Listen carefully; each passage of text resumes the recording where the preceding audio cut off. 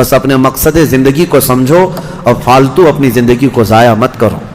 جو لوگ بیٹھے اسی طرح سے اپنی زندگی کو ضائع کر رہے ہیں، ان نوجوانوں کو ایک دن احساس ہو جائے گا کتنی قیمتی چیز دنیا میں ضائع کر دیا انہوں نے، کتنی قیمتی چیز۔ کروڑوں کا معجون ملا کر کے بھی بڑھاپے کو جوان کر کے دکھا دو۔ یہ گیا وقت پھر ہاتھ آتا نہیں، سدا دور دورہ دکھاتا نہیں۔ آپ جس طرح سے تیزی سے اس دنیا کو کاٹتے ہوئے جا رہے ہیں، میاں ہم تو منٹ منٹ گن رہے ہیں۔ آج دیکھیں ہم 15 تراویح پڑھ چکے ہیں الحمدللہ، ابھی تو ہم چاند کے انتظار میں تھے۔ یوں ہی وقت آئے گا، اللہ آپ کو سلامت رکھے، ہماری زندگی کا بھروسہ نہیں، اگلا رمضان بھی پھر آپ بیٹھیں گے۔ بہت تیزی سے آپ کی زندگیاں گزرتی جا رہی ہیں، اور اچانک ایک دن اعلان ہو جائے گا فلاں کا بیٹا انتقال کر چکا، جنازے میں حاضر ہو جاؤ۔ یہی زندگی ہے۔ اسی لیے ابس اپنی زندگی کو ضائع نہ کریں۔ جو زندگی کے لمحات ہیں ان میں کچھ نہ کچھ انویسٹ کر دو، تاکہ قیامت کے دن شرمندہ ہونا نہ پڑے، ذلیل ہونا نہ پڑے، رسوا ہونا نہ پڑے۔ بہرحال دوسری سورہ ہم نے جو تلاوت کی سورۃ النور، سورہ نور ہے، اس میں احکام بہت سارے آئے ہیں۔ اس کی شروعات جو ہے وہی بہت ایک سخت ترین گناہ اسلام میں اس کے مذمت میں آئی، زنا۔ اللہ نے قرآن میں جگہ جگہ فرمایا وَلَا تَقْرَبُوا الزِّنَا إِنَّهُ كَانَ فَاحِشَةً وَسَاءَ سَبِيلًا، زنا کے قریب بھی مت جانا۔ اللہ فرماتا بے شک وہ سب سے بری چیز ہے اور سب سے برا راستہ ہے۔ نبی کریم صلی اللہ علیہ وسلم نے فرمایا کہ جب مومن کوئی مسلمان زنا کر رہا ہو تو ایمان کی حالت میں وہ زنا کر ہی نہیں سکتا۔ یہ بات یاد رکھ لو آپ، ایمان کی حالت میں کوئی زنا نہیں کر سکتا۔ فرمایا گیا جب زنا کر رہا ہو تو اس کا ایمان اٹھا لیا جاتا ہے، ایمان اس کے ساتھ نہیں ہوتا، ایمان اٹھا لیا جاتا ہے۔ ایمان اور زنا جمع ہو ہی نہیں سکتے ایک انسان کے اندر۔ یہ بہت سخت وعید ہے میرے آقا صلی اللہ علیہ وسلم کی حدیث پاک میں۔ ایمان کی حالت میں زنا نہیں ہوتا، اور جب زنا کر رہا ہوتا ہے تو ایمان نکال لیا جاتا ہے، وہ معلق ہوتا ہے، آسمانوں پر لٹکا ہوتا ہے۔ اس زنا کی حالت میں اس کے ساتھ ایمان نہیں ہوتا۔ اب جو آیتیں آئی ہیں اللہ فرماتا ہے الزانیۃ والزانی فاجلدوا کل واحد منہما 100 جلدہ، زنا کرنے والے مرد اور زنا کرنے والی عورت کو 100 کوڑے مارو۔ یہ ان کے لیے ہے جو غیر شادی شدہ ہے، اور جو شادی شدہ ہیں ان کے لیے رجم ہے۔ رجم کا مطلب ہے پتھروں سے اتنا مارو کہ وہ ختم ہو جائے، ان کی موت تک انہیں سنگسار کرنا ہوگا۔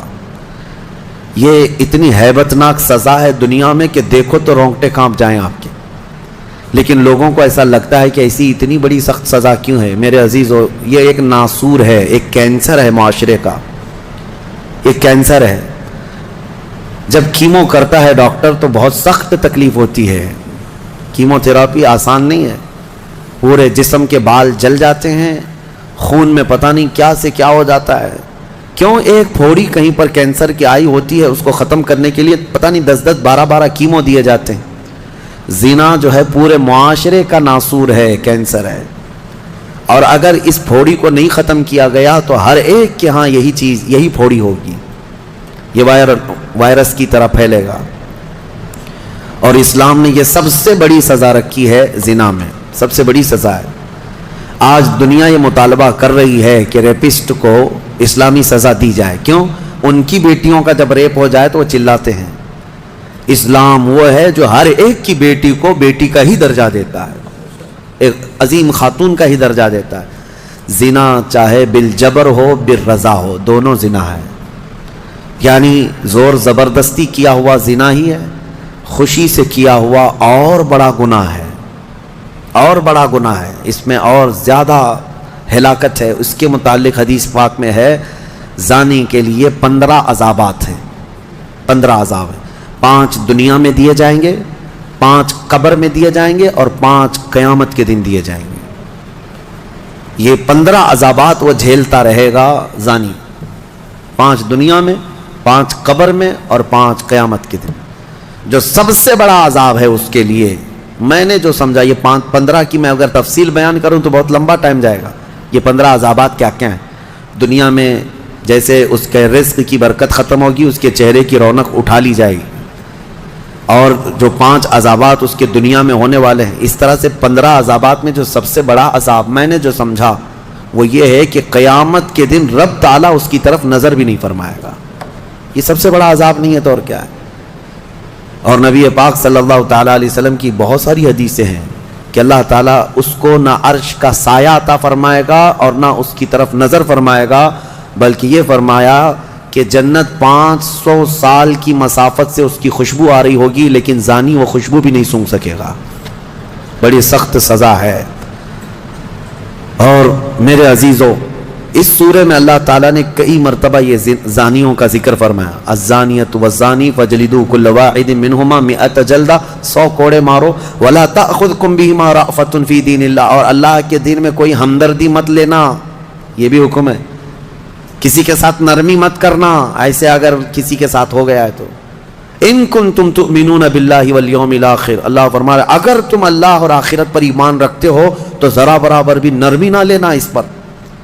وہ اور دوسرا ایک اور سخت حکم یہ ہے وَلْيَشْهَدْ عَذَابَهُمَا طَائِفَةٌ مِّنَ الْمُؤْمِنِينَ، زانی اور زانیہ کو چپکے سے کہیں سزا مت دے دینا، بلکہ اللہ فرما رہا ہے ان دونوں کے عذاب پر پورے مومنوں کو گواہ بناؤ، سب کے سامنے ان کی سزا ہو۔ آپ کو پتہ ہے نبی پاک صلی اللہ تعالیٰ علیہ وسلم کے صحابہ میں حضرت ماعز اسلمی کا نام ملتا ہے، ایک صحابی تھے۔ یہ ایک دن روتے ہوئے بارگاہ رسالت میں آپ صلی اللہ علیہ وسلم میں آئے، کہا آقا مجھ سے گناہ ہو گیا ہے۔ حضور نے فرمایا کیا ہوا؟ کہا کہ میں بتا نہیں سکتا۔ حضور نے پھر پوچھا بتاؤ تو صحیح کیا ہوا ہے؟ کہا بولتا ہوں تو منہ کو کلیجہ آ جاتا ہے، کلیجہ منہ کو آ جائے اس طرح کی چیز ہے میں نہیں کہہ سکتا۔ حضور نے فرمایا بتاؤ ماعز تمہارے لیے ہم ذریعے حل تلاش کر کے بتا دیں؟ انہوں نے کہا یا رسول اللہ مجھ سے زنا ہو گیا ہے۔ اتنا کہنا تھا نبی پاک صلی اللہ علیہ وسلم نے اپنا چہرہ پھیر لیا، صحابی ہیں حضور کے، خطا ہو گئی میرے آقا لیکن آیا ہوں آپ کے دربار میں۔ جب حضور نے اپنا چہرہ پھیر لیا اب بچا کیا تھا؟ اب وہ رونے گڑ گڑانے لگے، قدموں میں گر گئے، اتنا روتے رہے اتنا روتے رہے۔ اسی کو شاید امام اہل سنت فاضل بریلوی نے ترجمانی میں اشعار میں یوں کہا ہے یا رسول اللہ تجھ سے جو منہ چھپاؤں تو کروں کس کے سامنے، کیا اور کسی سے توقع نظر کی ہے؟ بد ہیں تو آپ کے، بھلے ہیں تو آپ کے، ٹکڑوں پہ یہیں کے پلے ہیں رخ کدھر کریں؟ نبی پاک صلی اللہ تعالیٰ علیہ وسلم نے پھر ان کو اٹھایا اور پوچھا بتاؤ ہوش میں ہو، ہوش و حواس میں کہہ رہے ہو؟ حضور نے جب پوچھا کہا ہاں میں ہوش و حواس میں کہہ رہا ہوں۔ کہا تمہیں کوئی بیماری، کوئی غشی، کوئی نشہ تو نہیں؟ کہا نہیں میں ہوش و حواس میں کہہ رہا ہوں۔ 3 مرتبہ جب پوچھا تو انہوں نے اقرار کیا۔ صحابہ سے میرے آقا نے فرمایا دیکھو ماعز اقراری مجرم ہے، اسلام میں سزا ہے، یہ شادی شدہ ہے، لے جاؤ اس کو سنسار کر دو، سنسار کرو۔ خود میرے آقا صلی اللہ علیہ وسلم سزا میں تو نہیں گئے، صحابہ کے حوالے کر دیا۔ اب وہ مدینے میں ایک پہاڑی ہے جبل انم، وہاں پر لے جایا گیا اور پہاڑ کے اوپر سے ماعز اسلمی کو ڈھکیل دیا گیا۔ وہ لڑکتے ہوئے نیچے آئے، تھوڑا سا بہت اونچی پہاڑی نہیں ہے، وہ چھوٹی پہاڑی ہے۔ پھر وہاں سے جتنے صحابہ تھے ان سب نے پتھر مارنا شروع کیا اور سب اتنے پتھر برسائے گئے تھے کہ ماعز اسلمی کی روح نکل گئی، انتقال ہو گیا، زخمی حالت میں تھے۔ جب واپس آئے میرے آقا صلی اللہ علیہ وسلم غمگین تھے۔ اس وقت صحابہ سے پوچھ رہے تھے بتاؤ ماعز کے ساتھ کیا کیا تم نے؟ کہا حضور سب ان کو سنسار کر رہے تھے۔ ایک صحابی آگے بڑھ کر کہتے میرے ہاتھ میں اونٹ کی ہڈی تھی، وہ لے کر کے میں نے مارا تو ماعز کی کھوپڑی پر لگ گیا، خون کا فوارہ اچھل کر میرے بدن پہ آیا۔ میں نے یہ کہا یہ کس پاپی کا خون لگ گیا، یہ کس خطاکار کا خون لگ گیا؟ میں کپڑے جھاڑ کر کے باہر آ رہا، میرے آقا صلی اللہ تعالیٰ علیہ وسلم کو بڑا غم ہوا، کھڑے ہو گئے، کہا یہ جملہ مت کہو، ماعز نے موت سے پہلے سچی توبہ کر لی، سزا تو دینی ہی تھی، اسلامی حکومت ہے تو سزا دی جائے گی، صرف توبہ کافی نہیں ہے، توبہ کر لی لیکن اب اس کے لیے برا جملہ مت کہو۔ میرے آقا نے فرمایا اللہ تعالیٰ نے ماعز کی سچی توبہ کی وجہ سے جبرائیل کو بھیجا اور یہ فرمایا یا رسول اللہ آپ کے غلام نے ایسی توبہ کی ہے کہ اس کی توبہ کے عوض اللہ نے پورے مدینے والوں کی گناہ معاف فرمایا، سب کی توبہ کے برابر فرما دیا۔ میرے عزیزوں سزا تو دی گئی. ایک اور صحابی آئے, وہ بھی آئی تھی بارگاہ رسالت محمد صلی اللہ علیہ وسلم میں, کہا کہ مجھ سے خطا ہو گئی ہے, حمل بھی تھا. حضور نے فرمایا جاؤ بچے کی ولادت کے بعد آؤ. بچہ پیدا ہو گیا, وہ بچہ کو 1 دن 2 دن کا بچہ تھا, وہ لے کر کے حاضر ہو گئی, کہا مجھے پاک کر دیجئے, مجھے پاک کر دیجئے. ان صحابہ کو یہ ڈر تھا کہ قیامت کی سزا بہت سخت ہے, دنیا ہی میں لے لو بہتر ہے, بہت عظیم ہے سزا جو قیامت کے متعلق فرمایا گیا. وہاں تو ہلکی سزا یہ ہے زنا پر کہ فرشتے لوہے کی سلاخ جو ہوتے ہیں وہ گرما کر کے ان کی شرمگاہوں پر مار رہے ہوں گے, اور ان کی شرمگاہوں سے جو پیپ نکل رہا ہوگا محشر کے دن, فرمایا کہ ان کی بدبو سے پورے محشر والے کانپ رہے ہوں گے. زانیوں کی جو ہلکی سزا ہے, پھر جہنم کی سزا کا تو کیا شمار ہی نہیں. لیکن یہ صحابیہ آئیں, کہا کہ حضور نے فرمایا بچہ ہونے کے بعد, اور بچہ لے کر کے پھر آئیں. حضور نے فرمایا ابھی تو پیدا ہوا بچہ, اس کا حق ہے, اس کو جاؤ دودھ پلا کے آؤ. حضور پاک صلی اللہ علیہ وسلم کے پاس سے وہ گئیں, 2 سال تک دودھ پلایا, اور پھر جب بچہ تھوڑا بہت چلنے پھرنے لگ گیا, غلط صحیح کو پہچاننے لگ گیا, تو آئی حضور کی بارگاہ میں, کہا یا رسول اللہ اب میرا بچہ میرے بغیر رہ سکتا ہے, یہ صحیح غلط کو پہچاننے لگ گیا, اب دودھ بھی چھوڑ چکا ہے, مجھے پاک کی کریں. وہ کیسی خواتین تھیں اس وقت بھی, چاہتے تو بہانے بنا لیتے, میں نے کیا ہی نہیں, خود اقرار کر کے انہیں پاک ہونا ہے. اللہ کی بارگاہ میں یہ عیب اور یہ دھبا لے کر نہیں جانا چاہتا. پھر ان کے سنسار کا بھی حکم دیا گیا, اس خاتون پر بھی سنساری ہوئی, یہاں تک کہ ان کی موت واقع ہو گئی. میرے عزیزو, اسلام میں بڑی عظیم سزائیں ہیں. صرف میں یہ دنیاوی سزا آپ کو سنا رہا ہوں, اس سے گیس کر سکتا ہے آدمی دنیا میں جو ہائیسٹ سزا ہے اسلام میں وہ زنا پر ہے. لیکن یہ بھی کہا گیا ہے کہ یہ صرف اور صرف 100 میں سے 99 حصہ بھی اس کا یہاں سزا نہیں دی جا رہی, باقی 99 درجے زیادہ حشر کے دن اس کی سزا ہے. اگر وہ توبہ کے بغیر مر گیا, اگر وہ پاک ہوئے بغیر مر گیا, اس سے 100 گنا 99 گنا زیادہ جو یہاں دنیا میں سزا دی جا رہی, اس کا 99 درجے زیادہ حشر کے دن وہ سزا پائے گا. اسی لیے وہ دن یاد کر کے ہی جان پگھل جاتی ہے, جسم تھر تھر کانپنے لگتا ہے. وہ قیامت کا منظر, اللہ کریم ہمیں ان تمام برے فواحشات سے محفوظ فرمائے. اس سورہ میں اللہ تعالیٰ نے فرمایا یا ایھا الذین آمنوا لا تدخلوا بیوتا غیر بیوتکم حتی تستأنسوا وتسلموا علی اہلہا.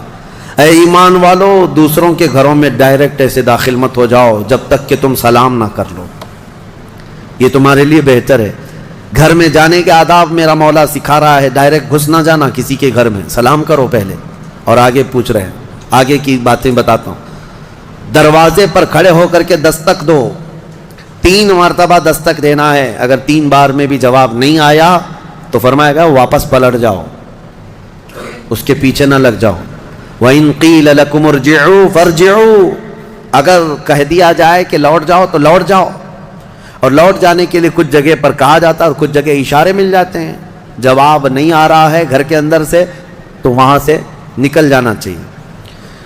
آگے آیت میں ہے لیس علیکم جناح ان تدخلوا بیوتا غیر مسکونۃ فیہا ومتاع لکم. ہاں, ایسا کوئی گھر ہے جس میں کوئی رہتا ہی نہیں ہے تو اس گھر میں ایسی بغیر کسی کو سلام کیے ایسی داخل ہو گئے تو اللہ فرما رہا ہے کوئی گناہ نہیں ہے.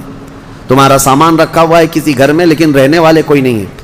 یہاں پر یہ احکام متفرع ہوتے ہیں. تمہارا ہی گھر ہے, تم نے کسی کو کرائے سے دے رکھا ہے, تب بھی تمہیں اس گھر میں جانے کی اجازت نہیں جب تک کہ کرایہ دار رہ رہے ہیں. باہر سے سلام کرو, اور سلام کرنے کے اہل نہیں ہیں تو دستک دو.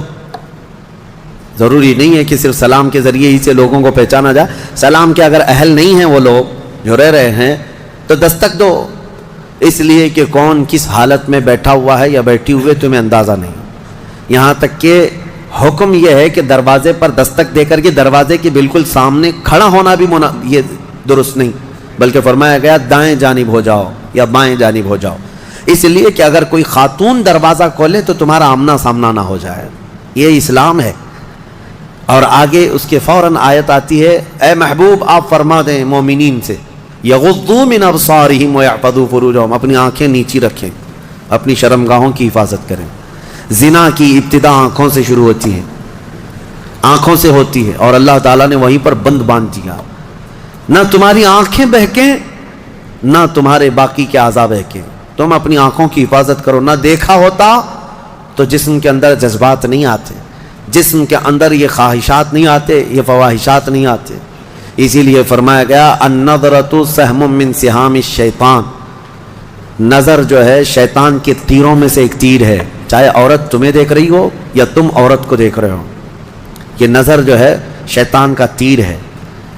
عورتوں کو ہم پردے کیا حکم کیوں کہتے ہیں؟ اس لیے کہ بہتوں کی نظروں میں زہر ہوتا ہے، اور جیسے ہی وہ نظر ڈالتے ہیں ان کے جسم پر آ کر کے وہ نظر تیر لگتا ہے، عورت کے اندر وہ بری نظر کے اثرات پیدا ہو کر کے بری خواہشات پیدا ہو جاتے ہیں. اسی لیے عورتوں کو کہا گیا کہ وہ اپنی حفاظت کریں، پردے میں رہیں. مرد حضرات کے لیے بھی حکم ہے کہ وہ اپنی آنکھیں نیچی رکھیں. تم نے اگر آنکھوں کو آوارہ چھوڑ دیا تو یہ آنکھیں تمہیں زنا تک لے جائیں گی. یہاں نظروں کی حفاظت بہت ضروری ہے، بہت ضروری ہے میرے عزیزو. یہاں تک کہ حدیث پاک میں ہے اگر کسی نے کسی کے گھر میں نظر ڈالی اور گھر والے کو یہ برا لگا تو گھر والے کو اجازت ہے کہ وہ پتھر اٹھائے اور اس کی آنکھ پھوڑ دے، اللہ اس سے مواخذہ نہیں فرمائے گا. کتنی بڑی بات ہے، کتنی بڑی بات ہے. اگر گھر والے نے آنکھ پھوڑ دیا تو اللہ اس کا مواخذہ نہیں فرمائے گا. کیوں؟ گھروں کی عزت کے لیے اللہ تعالیٰ نے اتنے سخت طریقے سے قوانین بنائے. اسلام جو ہے سوسائٹی چاہتا ہے، یہ نہیں ہے کہ یہ یورپ امریکہ کی طرح عیاشی، کوئی کسی کے ساتھ کوئی کسی کے ساتھ، کون کس کا بچہ ہے کون کس کا باپ ہے پتہ ہی نہیں. اسلام میں نسب اور نسل کا بہت زیادہ اہتمام ہے، بہت زیادہ اہتمام ہے. جن 5 چیزوں کی حفاظت فرض ہے ہر مسلمان پر، اس میں نسب کی حفاظت بھی فرض ہے. سب سے پہلی چیز جو مسلمان پر فرض ہے وہ جان کی حفاظت ہے. اور ان 5 چیزوں کو پھر کبھی میں عرض کروں گا، 5 چیزوں کی حفاظت ہر مسلمان پر فرض ہے. اس میں جان کی حفاظت، اپنی عزت کی حفاظت اور اپنے نسب کی حفاظت فرض ہے. اپنے نسب کی حفاظت یہ نہیں ہے، یہی تو معاملات ہیں. کسی عورت کو آپ نے طلاق دے دیا، تمہاری عورت تو نہیں ہے. عدت کے کیا معاملات ہیں؟ یہ عدت کیوں رکھی گئی؟ ارے ادھر طلاق دی ہے، دوسرے دن وہ کسی اور سے نکاح کر لیتی. نہیں نا، عورت کے 3 حیض آنے تک انتظار کرو، دوسرے آدمی کو نکاح کرنا ہے. کیوں؟ اس لیے کہ پہلے آدمی کا اگر ذرا برابر بھی نطفہ باقی رہ گیا طلاق کے وقت، تو پھر اس عورت سے دوسرا مرد نکاح کر لیا تو پھر 2 مردوں کا نطفہ ایک عورت کے اندر جائے گا تو نسب میں خلط ملط ہو جائے گا، کس کا بچہ ہے پتہ نہیں چلے گا. عورت کو پورا پاک ہو جانے دو، کلین ہو جانے دو، تاکہ دوسرا کوئی نکاح کر رہا ہے تو یہ ثابت ہو جائے کہ یہ اس کے بعد اگر بچہ ہوگا تو یہ اسی مرد کا ہوگا. سائنس بھی اس بات کو تسلیم کرتی ہے کہ اگر پہلے مرد کا کوئی نطفہ یا کوئی ذرہ بھی باقی رہ گیا ہے تو عورت کو اگر 3 حیض کنٹینیو آ گئے ہیں تو سمجھ لو کہ اس کے اندر کوئی نطفہ باقی نہیں رہا، صاف ہو چکی عورت. اور اگر نطفہ ہوتا تو حیض نہیں آتے، حمل قرار پاتا، حمل ٹھہر جاتا، حیض نہیں آتا حمل کے دنوں میں. یہ اسلام ہے جو نسب کی حفاظت کر رہا ہے. اسی لیے نظروں کی حفاظت کرو اور اپنی شرمگاہوں کی حفاظت کرو. اس بے راہ روی کے دور میں، اس فتنے کے دور میں مسلمانوں، گھڑی گھڑی میں آپ کو یہ تنبیہ کر رہا ہوں کہ شیطان کا سب سے بڑا حربہ یہی ہے کہ وہ مسلمان کو زنا کے راستے پر ڈال دیتا ہے. اور اس لیے کہ سب سے آسان دوزخ کا راستہ یہی ہے. ہر مرد اور ہر عورت کے اندر خواہشات ہیں، ہر مرد ہر عورت کے اندر نفس ہے، اور وہ اس کام میں آسانی سے آ جاتا ہے. میں سمجھتا ہوں پوری دنیا میں الحمدللہ سب سے زیادہ زنا پر کنٹرول اگر کوئی کرتا ہے تو میرے مصطفیٰ کا غلام ہی ہو سکتا ہے مسلمانوں کے اندر الحمدللہ. ہاں جو بے راہ رو ہو چکے ہیں، جو بھٹک چکے ہیں راستہ، اور جن کو اپنے نبی پاک سے کوئی واسطہ ہی نہیں، میرا ان سے کوئی کلام بھی نہیں، میرا ان سے کوئی خطاب بھی نہیں. میں سمجھتا ہوں دنیا میں، ارے وہ کرسچین جو میری کی قسم کھاتے ہیں اور پتہ نہیں کرسمس میں کتنی میریوں کی عزت لوٹ لیتے ہیں. ہاں پاکیزہ مریم کی قسم کھاتے ہیں نا. ہاں وہ جو ہے میری حضرت بی بی مریم کو کہتے ہیں جو سب سے پاکیزہ عورت ہے. اگر سب سے پاکیزہ خاتون پر ان کا ایمان ہے تو پھر یہ کرسمس میں ہوتا کیا ہے؟ پتہ نہیں کتنی عورتیں اس دن زنا کی شکار ہو جاتی ہیں. تو یہ میری کی قسم اٹھانے والے ہی میریوں کو لوٹ لیتے ہیں. اسلام یہ نہیں ہے. اسلام میں نہ مسلمان خاتون کو نہ ہی غیر مسلم خاتون کو تمہیں نظر بھر کر کے دیکھنے کی اجازت ہے. ہاں اگر کوئی بھٹک گیا ہے تو اسلامی حکم پر نہیں چل رہا ہے، لیکن اگر اسلام پر چل رہا ہے تو میں دعوے کے ساتھ کہہ سکتا ہوں، دعوے کے ساتھ پوری دنیا میں اس مرض پر سب سے بہترین کنٹرولنگ کا راستہ کسی کا ہے تو وہ محمد رسول اللہ کا ہے، میرے آقا صلی اللہ علیہ وسلم. میرے عزیزو، اس سے بچنے کے لیے ہی تو میرے آقا نے فرمایا کہ شادی کر لو، نکاح کر لو، نکاح کو آسان بناؤ تاکہ زنا کرنا مشکل ہو جائے. اور میں نے اس سے قبل بھی کہا تھا کہ جوان ہو جائے کوئی لڑکی تو اسے جلد سے جلد نکاح کر کے دے دو.